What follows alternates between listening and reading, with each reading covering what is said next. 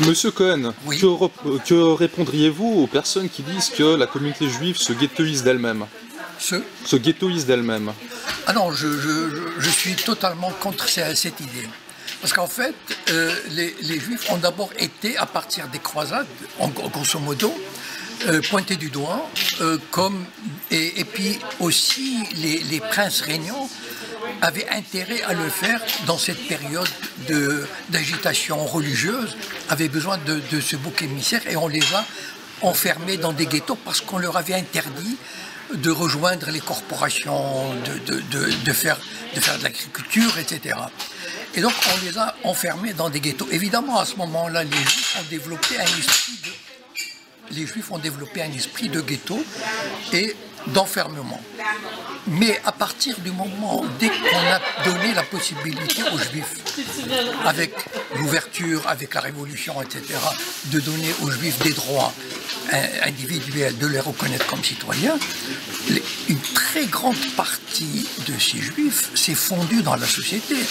Et au contraire, ils se glorifiaient au XIXe siècle, en France par exemple, ils se glorifiaient de faire polytechnique, d'aller dans l'armée, d'être des ingénieurs, et ils voyaient très mal ces Juifs intégrés, presque assimilés. Combien de Juifs se sont convertis, d'ailleurs, au bout de 2-3 générations, ont oublié leur religion d'origine pour prendre la religion catholique ou protestante.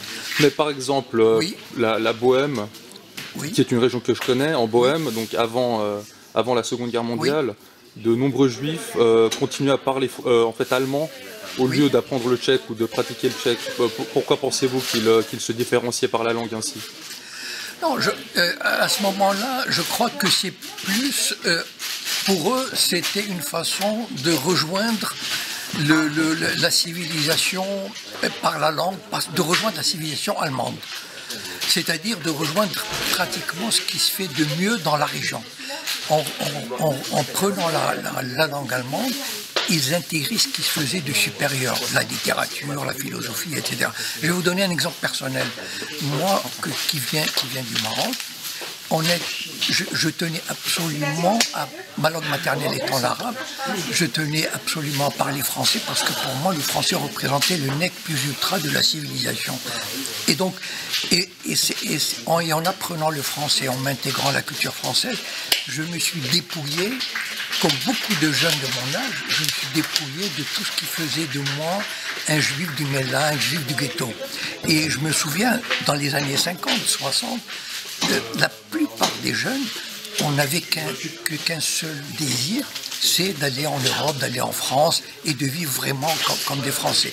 Et donc en fait, vous savez, les Juifs traditionnels, pour eux, c'est-à-dire les religieux, les chefs de communauté, etc., ils tremblaient à l'idée de voir les Juifs s'intégrer, s'assimiler. Et pourquoi ça, selon vous?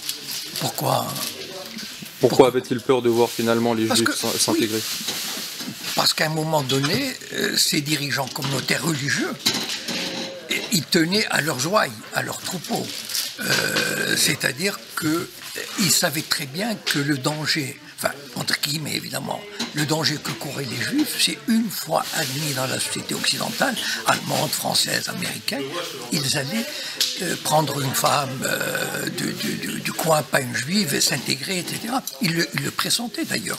Aujourd'hui, il y en a même qui vont jusqu'à dire qu'il y a une seconde Shoah on est en train de vivre une seconde Shoah avec l'assimilation de millions de Juifs aux États-Unis et en France. Sauf erreur, la plus grande assimilation est justement, comme vous dites, aux États-Unis, n'est-ce pas, en Californie. Exactement, par le mariage mixte, etc. Ils l'appellent une seconde Shoah, c'est-à-dire pour eux c'est une tragédie. Et ça montre que pratiquement aux États-Unis, un mariage sur deux d'un juif est fait avec un conjoint non juif. Et donc en fait, c'est pas vrai que le juif cherche... c'est-à-dire qu'en fait, le juif a vécu des siècles de ghettoisation. Et le fait de se libérer de ce ghetto, mais il a très vite sauté sur l'occasion pour s'ouvrir. Enfin, quand on voit par exemple la communauté juive en Allemagne avant la Deuxième Guerre mondiale, enfin, même les plus grands cabarettistes, comme Kurt Tucholsky par exemple, qui n'avait rien de... Enfin, je veux dire, entre guillemets, d'un juif traditionnel. Au contraire, il était quasiment à la tête de tout ce qui se faisait dans les chansons anarchistes, libertaires, etc. Et d'ailleurs, les Juifs de France, par exemple, ils avaient même créé dans les années 1930 une ligue antisémite. C'est-à-dire ils avaient tellement peur, quand ils voyaient ces Juifs venir de Pologne, ça les hantait, parce qu'ils se disaient on va encore retourner dans une espèce de ce judaïsme de ghetto, alors que nous avons tout fait pour nous sortir de là. Merci beaucoup, monsieur Cohen. Je vous en prie.